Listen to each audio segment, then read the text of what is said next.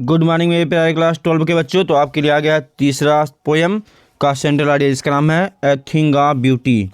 A thing of beauty मतलब सौंदर्य की कोई वस्तु, सुंदरता की कोई वस्तु। ये बहुत बढ़िया पोयम है। इस पोयम का सेंट्रल आइडिया जो बहुत ही इंपॉर्टेंट है, मोस्ट इंपॉर्टेंट है, आपके एग्जाम में आएगा ही आएगा, तो इसको जरूर याद करिएगा। तो चलिए शुरू करते हैं ए थिंग ऑफ ब्यूटी का सेंट्रल आइडिया।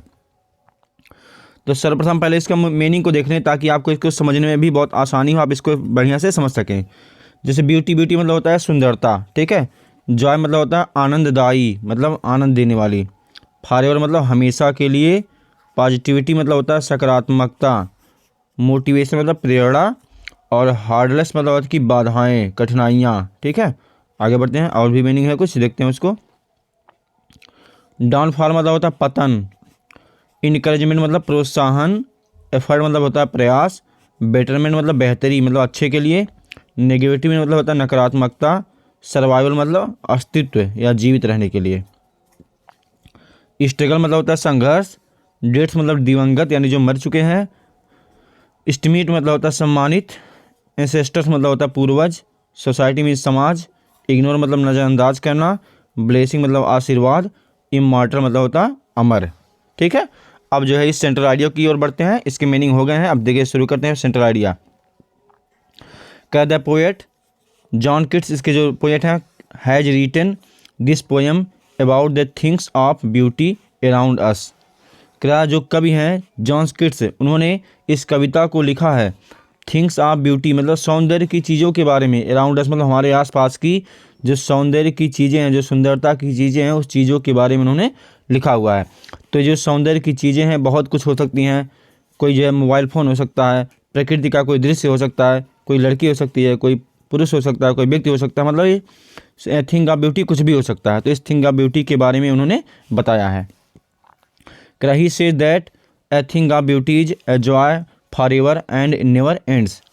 वो कहते हैं कि वो कहते हैं कि जो थिंग ऑफ ब्यूटी है, जो सौंदर्य की चीज़ है, इज ए जॉय मतलब एक आनंददायी होती है। फॉर एवर मतलब हमेशा के लिए, हमेशा के लिए आनंददायी होती है। एंड नेवर एंड्स और कभी ख़त्म नहीं होती है। Instead it gives us positivity and motivation in our hard time. इसके अलावा ये हमें जो है हमारे कठिन समय में हमें प्रेरणा और सकारात्मकता देती है, ठीक है। क्या कि when you're there seems the hardless and downfall.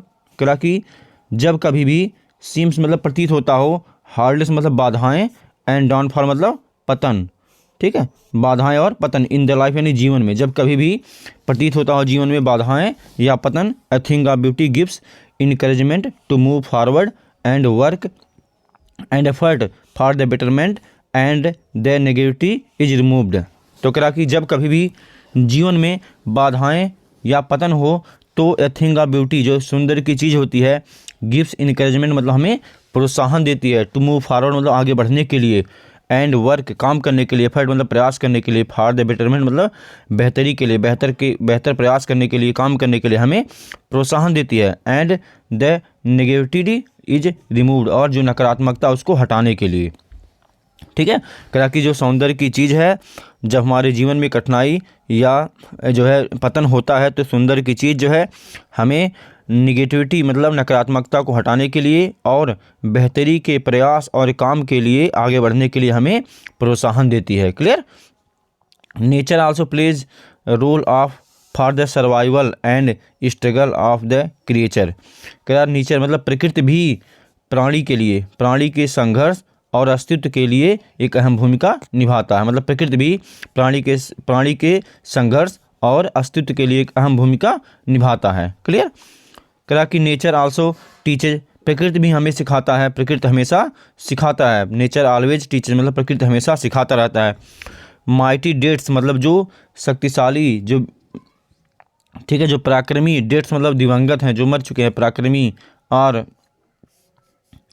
Our estimate ancestor मतलब जो हमारे सम्मानित पूर्वज हैं, ठीक है। जो पराक्रमी दिवंगत हमारे सम्मानित पूर्वज हैं। Who did their best for the society, जिन्होंने अपना जो है सर्वश्रेष्ठ किया अपने समाज के लिए, समाज के विकास के लिए उन्होंने सर्वश्रेष्ठ किया। देयर THEIR लास्ट में होगा, ठीक है।